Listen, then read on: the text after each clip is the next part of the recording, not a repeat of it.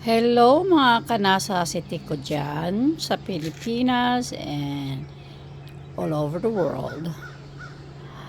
Uh, Pinidyo ko lang tong bahay ko dahil I'm saying goodbye with my house. We are gonna put this in the market this week and I'm gonna miss this place. I really do. But I cannot afford mortgage anymore. And I refuse to pay mortgage no more actually. I'm gonna miss my plants. I have a lot of plants. Ang dami akong look at my junk. We're putting all the junk in there.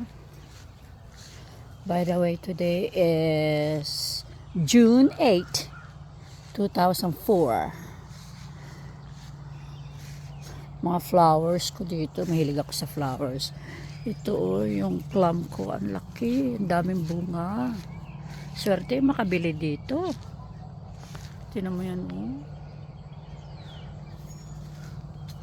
Ang dami. Ang lalaki ng bunga niya, oh.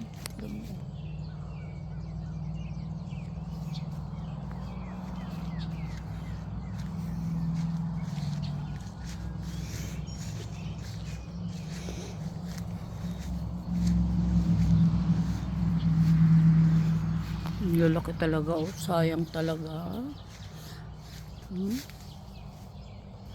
Lalaki.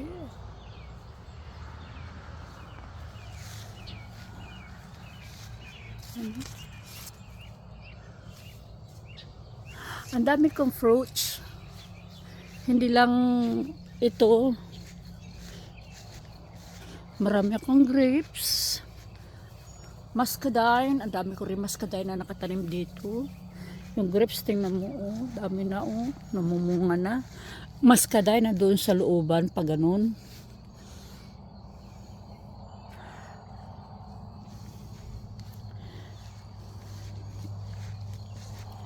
And then, I'm gonna move to the land that I bought. So, I get away from mortgage. And hi my doggy! Lalaki ng aso ko, tingnan mo. Grabe, tataba. I'm gonna burn that. And I'm gonna be living in this camper for a while. And I don't know when I'm gonna have money to build a home. But this is a big lot. It's all the way, that house, it's all the way there.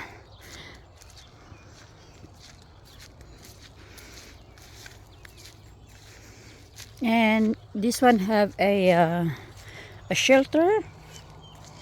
When tornado, we have shelter for tornado, and that's a deep well, but it's not being used anymore, the deep well. So my land, it starts from and all the way there, still on the very top. So I have neighbors, but my land starts from this big tree right here. Oh, actually the dead tree, the small tree, that's still mine, all the way to my big huge tree right on the front, right there. So that's all mine, and all the way to that where the plant is. Yeah, and I got a garage. Those right there is a garage. Yeah.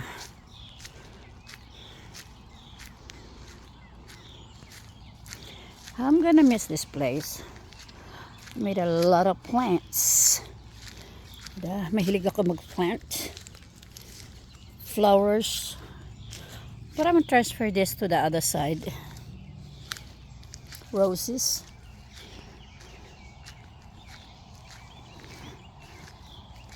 Look at that.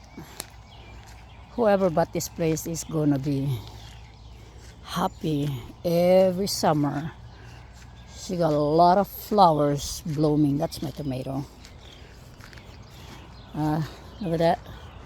There's all roses, flowers. This is every summer now. It's gonna go back. Those flowers right there will go back, and all of those will go back. This too.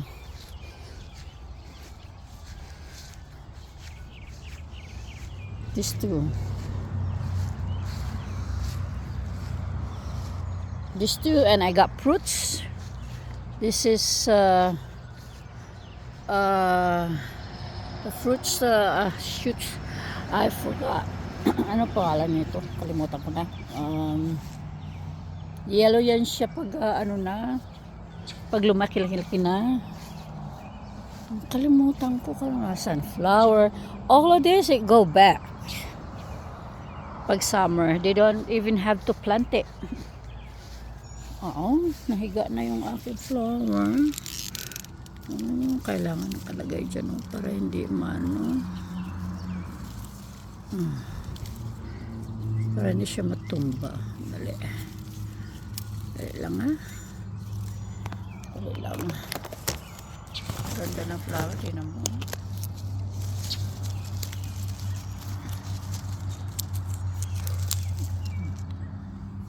Ito rin oh. Mga nakahiga na eh. Ay, yellow. Ganda itong kulay pag ano. Tsaka maraming bird dito. Ayan. Yan, magpa-flower din ito. Flower din yan. Maganda flower tree din yan.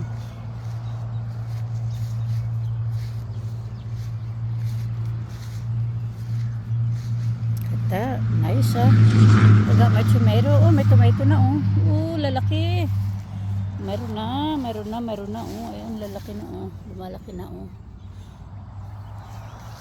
Hindi ko tinanim yan. Usa lang yan. Nagtutumubo. Kasi dati ako may tomato dyan. Ngayon, hinayaan ko ano. Tinan mo yung aso ko. Hala. Tapos nilagyan ko ng kalabasa rito. Tumubo naman oh. Isang kalabasa lang yan eh. Tinan mo.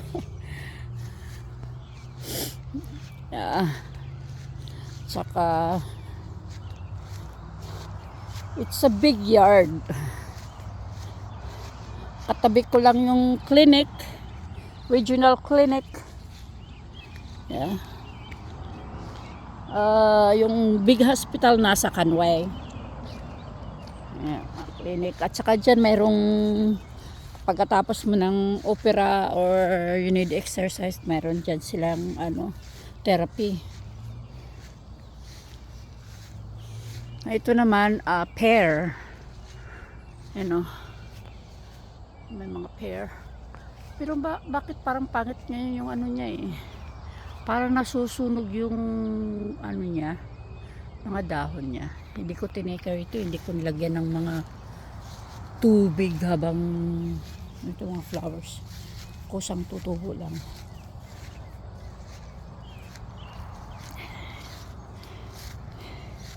Hindi ko muna na-take, busy kasi.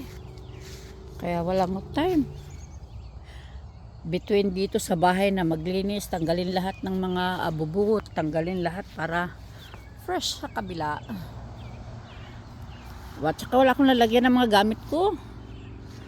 Kaya talaga, mga Christmas light ko, I'm not gonna let go sa Christmas, mga Christmas ano ko stuff.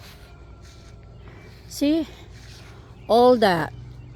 Pag nakabili, may nagbili dito, yung mga flowers na yan, babalik yan every year. Yan lang kagandahan yung flowers na yan kasi gusto ko yung bumabalik lang. Hindi ka na mag-replant ng replant.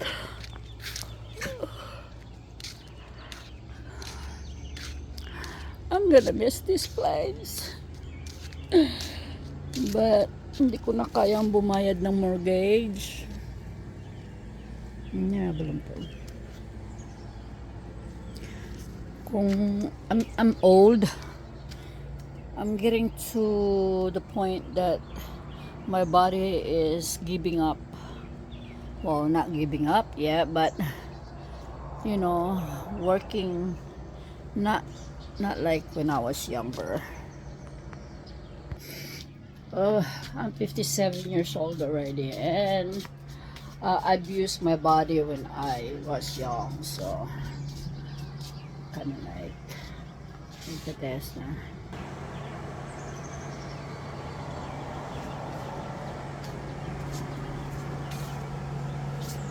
Ayan ang plants na yan, oh.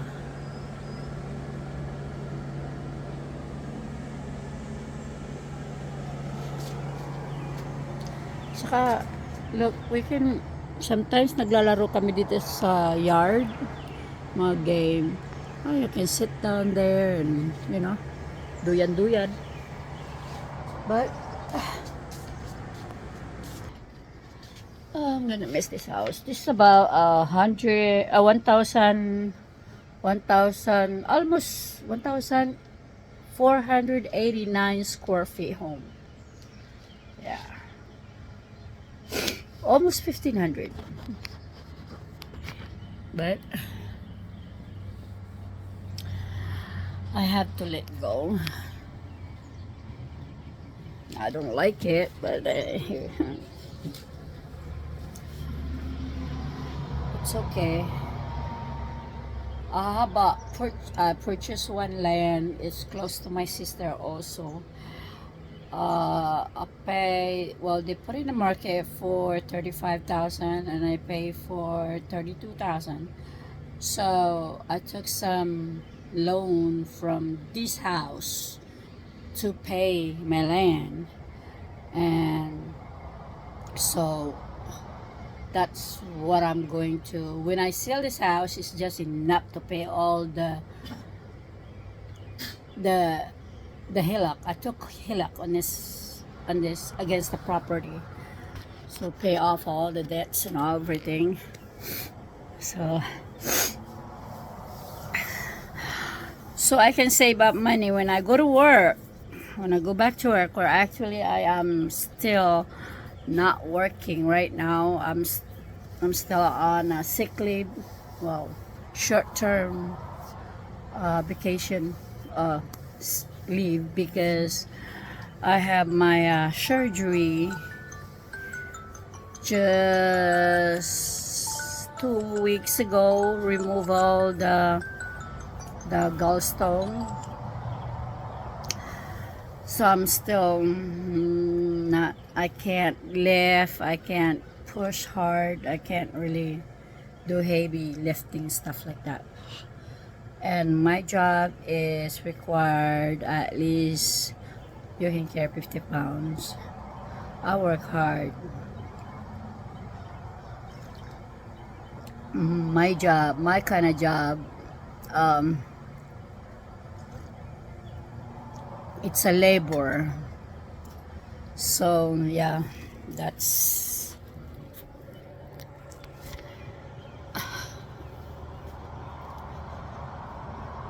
a labor job. So I can save a little money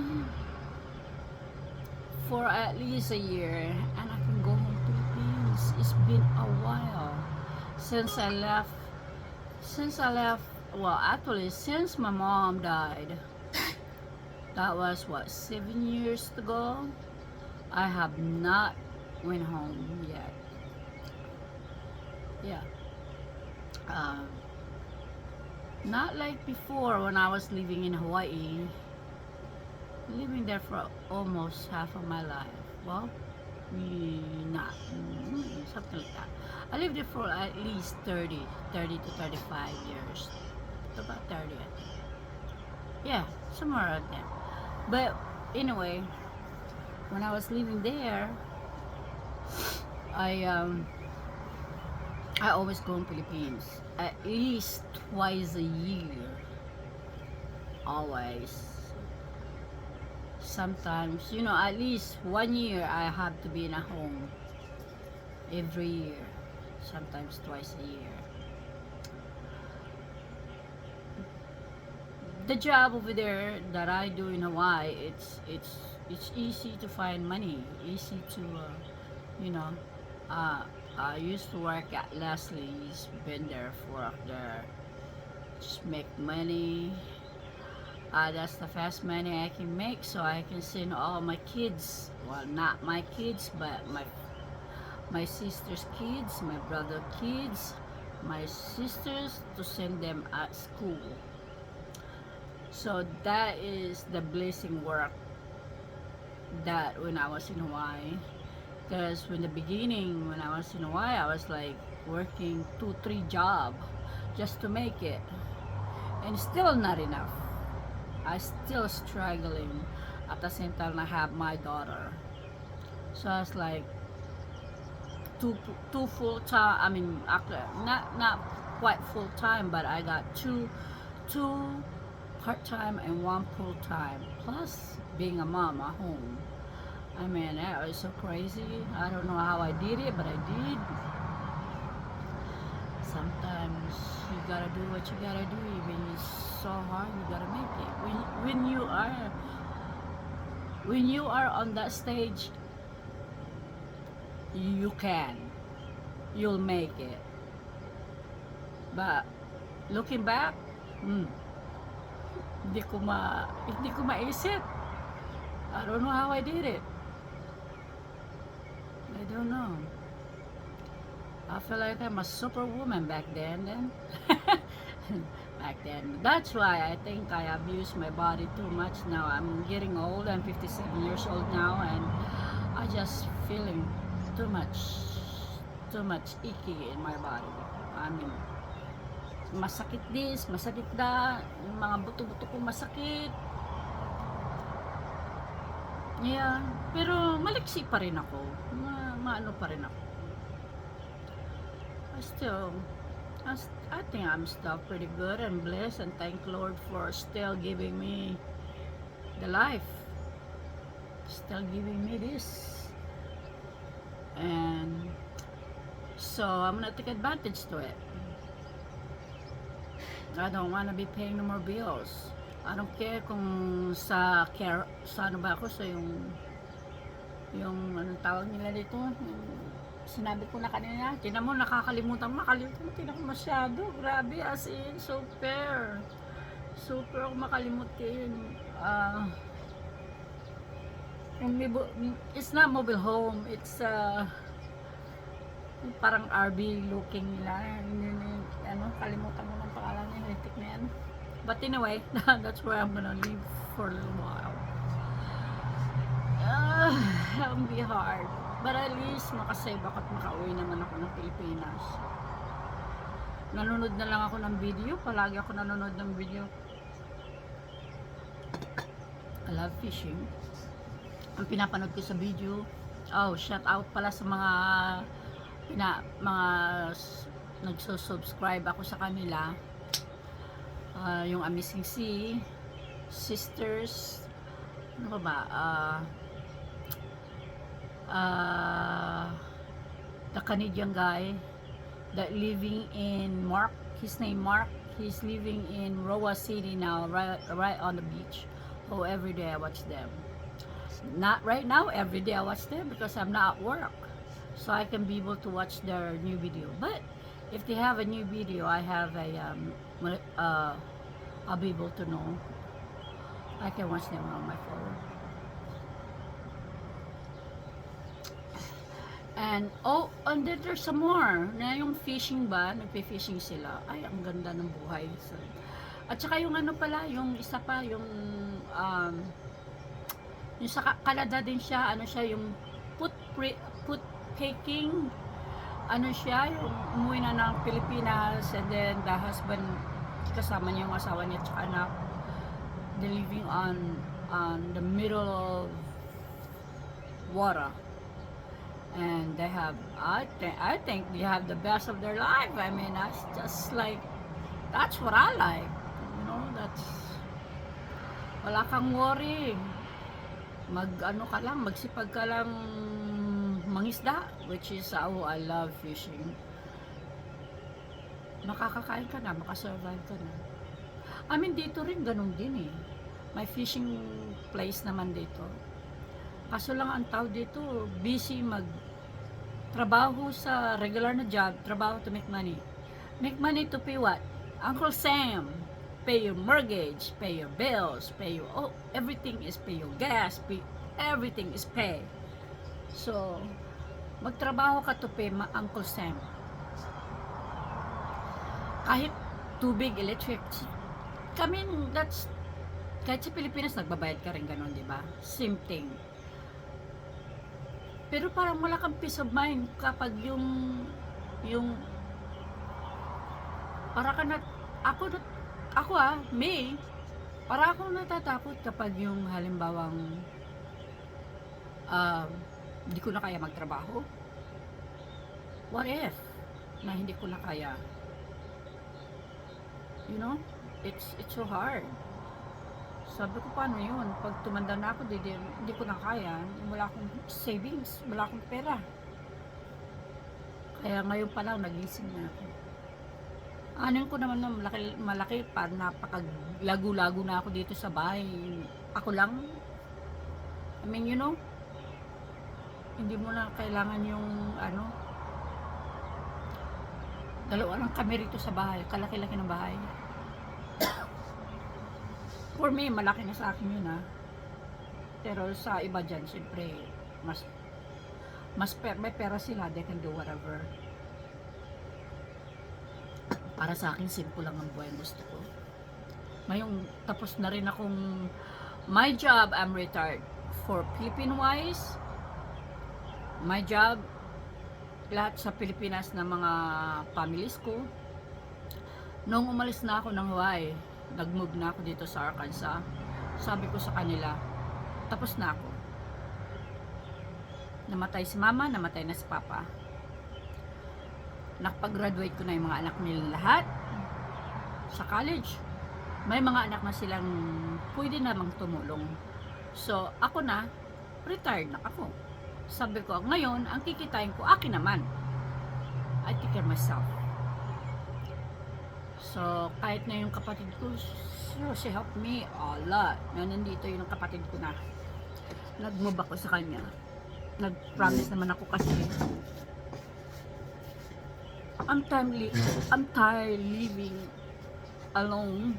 I have some few family in Hawaii, but iba talaga. Nung kapatid ko nag-move, nung sa Hawaii din siya, nandun din siya. Yung naglipat sila sa Hawaii, yes. But, kasi military din yung asawa, everywhere, kung saan sila. Kaya sabi ko, kapag tapos na sila kung saan sila, I move to where you are. Pag tapos na kayong mag-move around. So, they picked Arkansas kasi yung asawa niya, dito siya nag-grow up. Pero yung sister ko naman at saka yung asawa niya, pinapabayaan naman ng sister ko kung saan talagang lugar ang gusto niya. Pero nung nagpunta-punta sila dito, magbisita dito sa Hawaii, dito sa Arkansas, napili niya yung Arkansas dahil talagang maganda naman dito. So quiet. At the same time, you're close on the city. Kung talagang city airport. From here, sa bahay namin, it's about 45 minutes to get downtown and airport. It's about that. And there's another shopping center, siguro mga 15 minutes away sa Conway. Sa Conway, maano din naman marami silang shopping center. Pero grocery wise, yung mga dyan lang, I walk in, maraming groceryhan dito. Kaya I like it over here, I really do. Nung beginning, I'm kinda like, kasi nasanay ako sa city. It's kinda big change for me the beginning. Pero after the year, ay naku, ayaw ko nang bumalik sa city. Dito na ako. Tahimik, ang peaceful ang buhay. I always want yung parang hindi ako yung parang rush hour ka lagi. Traffic is horrible in Hawaii, by the way. I'm sorry Hawaii, but yeah, so many people, so many tourists. So it was horrible now. Before it was okay, but when I left, they built a yung ano, yung parang train sa taas, LRT, parang LRT style. It's about to start nung umalis ako. Hindi lang ako nakaride, but so one of this day I go back over there, and I still got a lot of friends, and I still, Vivian is still there. Shout out sa kay Vivian, sa kay Mark,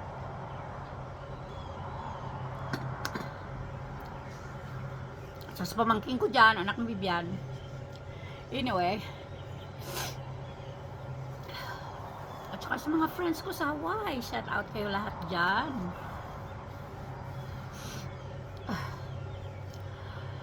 Anyway, sinabi ko na sa inyo lahat ng full story ko. Wow, this video is gonna be like, this video is gonna be my memories. I'm gonna upload it so I would never lose this video, because I have so much video that I didn't upload it, and I broke my phone, I lost it. I broke anything that I record, and it's just gone. So I'm gonna upload that.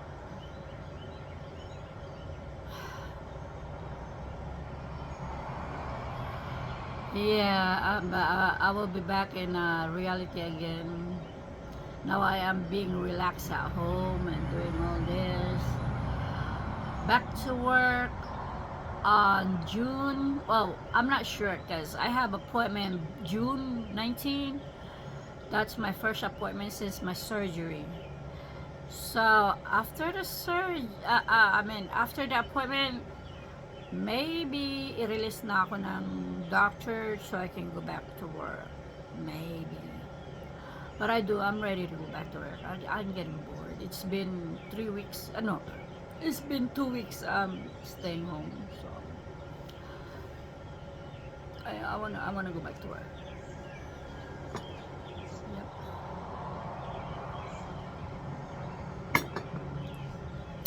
Well, kay Tuto Edwin dyan, kay Manangina, sa mga pamangking ko, kay Jewel, sa mga pamangking ko, kay Manang Kandi, sa mga pamangking ko, sa kay Josephine dyan, kay Laria, kay lahat-lahat kayo dyan. Lahat-lahat kayo. Saying hi ako sa inyo. Manang Kandi, Dudoy, Romel, basta lahat kayo, hindi ko na maalala yung mga pangalan lahat. Sorry. Matanda na yung auntie nyo, kaya wala na. At saka yung nasa Guam, oy, ingat ka dyan ha. Toto, ingat ka dyan sa Guam. Basta nagpunta ka dyan para magtrabaho. Hala, trabaho lang dong. Huwag kang magsama-sama sa mga hindi magandang alam mo na yan. Alam mo na ang tama't mali, at saka nandiyan ka, mapamilya ka, kaya yung mga pamilya mo nasa Pilipinas naghihintay sa'yo, kaya trabaho lang, okay? Trabaho mo lang na tamang trabaho, hindi yung masamang trabaho. Yung pumunta ka dyan dahil pa nagtrabaho ka. Kaya work lang para gumanda naman ng record mo dyan, at you never know. Magustuhan ka ng mo dyan, at mai-promote ka nila, mag-steady ka na dyan. Then you can pwede ka magdala ng mga kapatid mo dyan. Kasi makatulong ka pa. Okay? So, basta wag kang gumama. Marami dyan mga druggies. I'm so sorry, but maraming mga user dyan na mga tao, kaya iwasan mo mga yan, kasi wrong friends guide you to the wrong way. Yes, unless if you're strong. Now, I prepare not to have those kind of friend. I'm sorry. So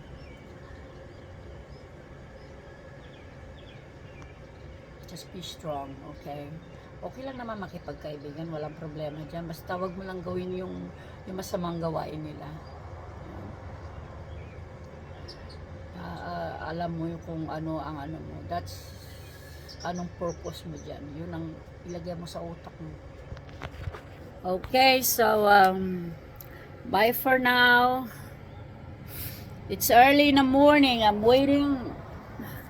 I am waiting to have that sun coming out. I wake up too early today, but I don't know. It takes a while. I don't know what time now. I don't know what time the sun coming in. Let me see. Let me see what time it is. It's 6:28. Siguro mga 7 pa lalabas yung 7 to 7:30. Anyway, goodbye everybody. Goodbye.